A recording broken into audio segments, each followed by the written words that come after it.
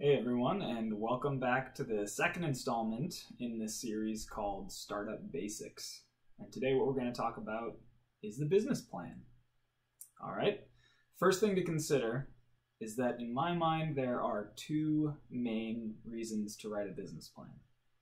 One is that you're going to be presenting or pitching to somebody else, whether it's investors or a bank or partners or a friend to want to get feedback.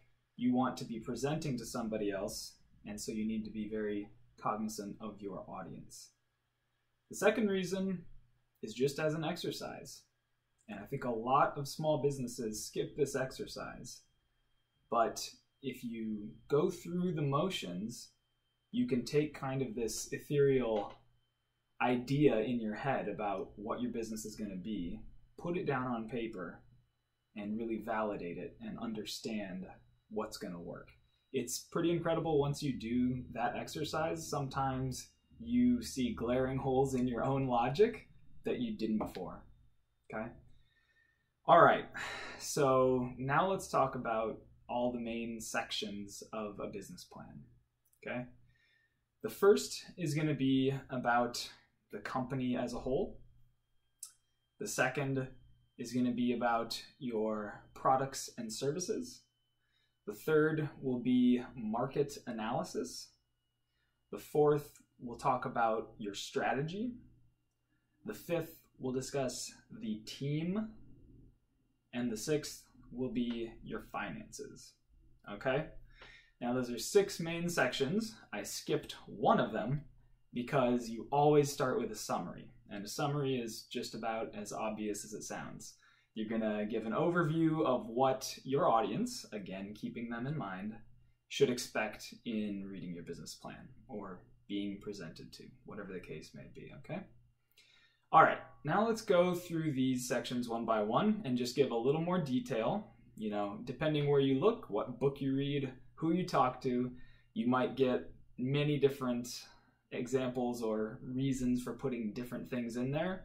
I'm going to tell you what I think the most effective and the, I guess, the most important items are.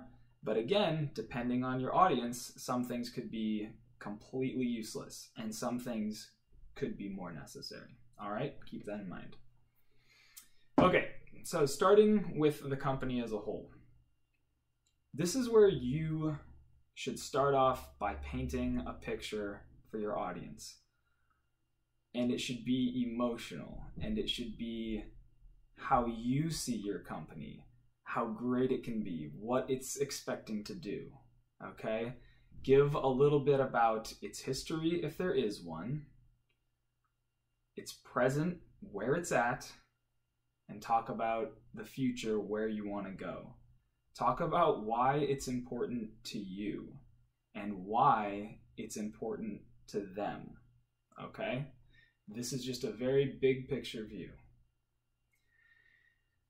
Another thing you can include in this section, if relevant, let's say, is the entity. You know, did you form an LLC? Is it a big C corporation? Whatever the case is.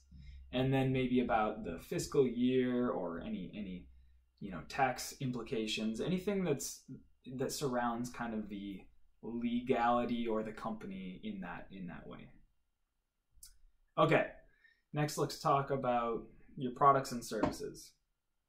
Again, this is an audience thing, okay? Here is where you should present your products and services as if you were talking to a potential customer. Focus on the benefit, okay? Not on the feature, right? The benefit of something, again, is much more inspiring, and it can actually give a better idea of what the company is really trying to do. You know, I can talk about how my shirt is black and it's made from, well, in this case, I guess it's blue, but just as an example, you can get into all the feature details that you want, but without talking about what benefit it is you're providing to your customer or society as a whole, however you want to phrase it, you don't really sell your company, okay? So focus on that benefit. if it's relevant, you can talk about some of the more important features as well. Okay. I guess the last thing to consider in this section is you could talk about any intellectual property that you have. If the company actively has patents or trademarks on anything, then that can convince your audience of a certain barrier to entry, and that can be very valuable to you, obviously. All right, moving on to the next section, market analysis. All right, so the first thing to think about in this section is that you should focus kind of in a statistical way. This is where you show that you've really done your research, you understand your market, and there is value that you can add to it, okay? You want to talk about both your customers, which is your audience, and your competitors as well. All right, customers, you've already talked in the product section about how you're going to benefit them. But competitors, you can focus on a little bit more in the sense of how are you differentiating yourself from them? That's the key here in my mind. And I'm sure you've heard about this before, but this differentiation, how you're going to either carve out a niche or compete outright with somebody, that's really important to note. But if you can do this in a statistical way, showing, competitor A owns 5% of this market share. If you can get very specific to the market that you're going for, whether it's geographic, demographic, whatever, talk about that and show the statistics, show that you understand where the customers are and what you're going for. Moving on to strategy. Okay, so we kind of skipped this in the product section, but intentionally. Remember I said in the product section, focus on the benefit to the customer.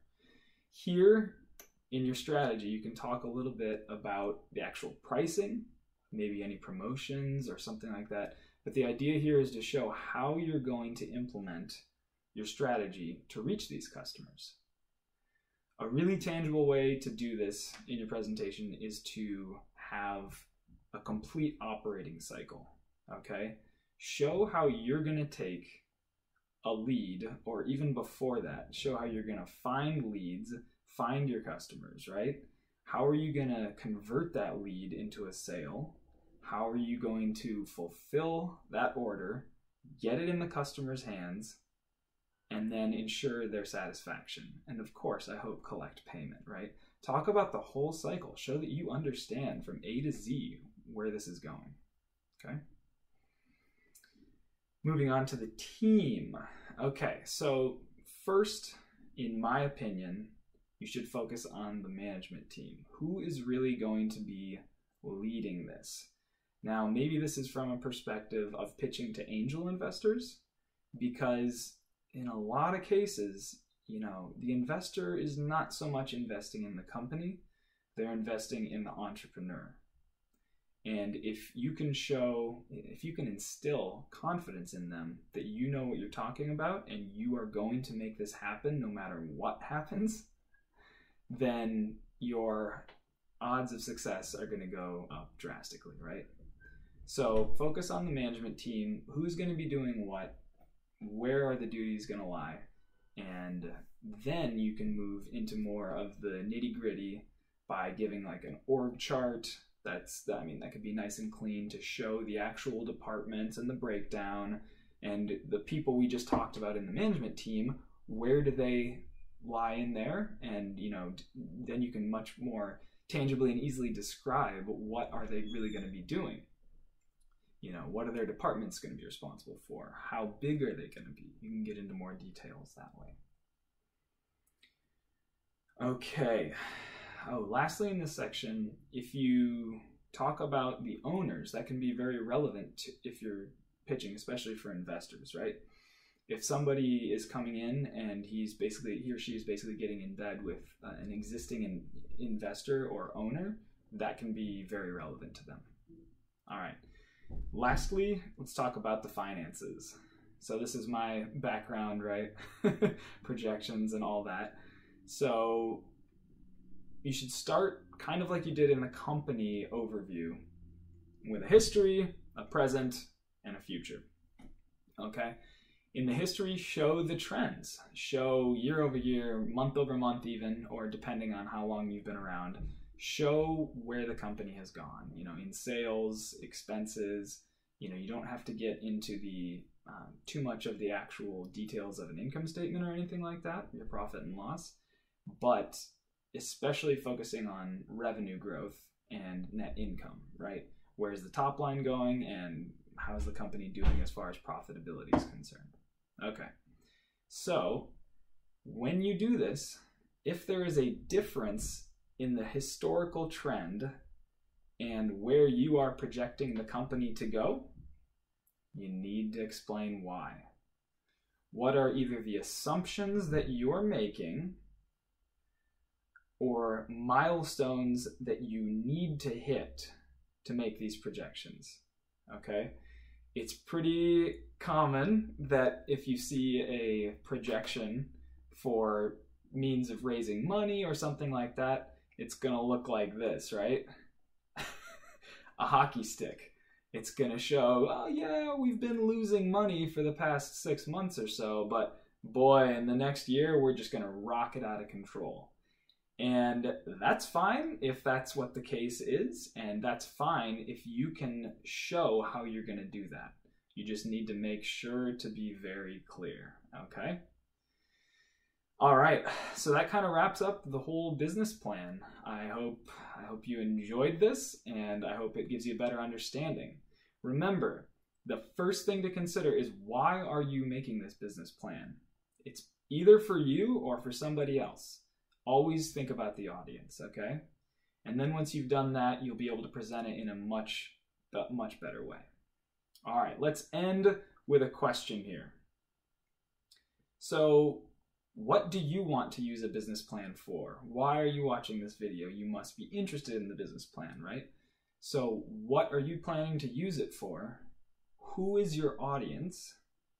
And what do they want from it?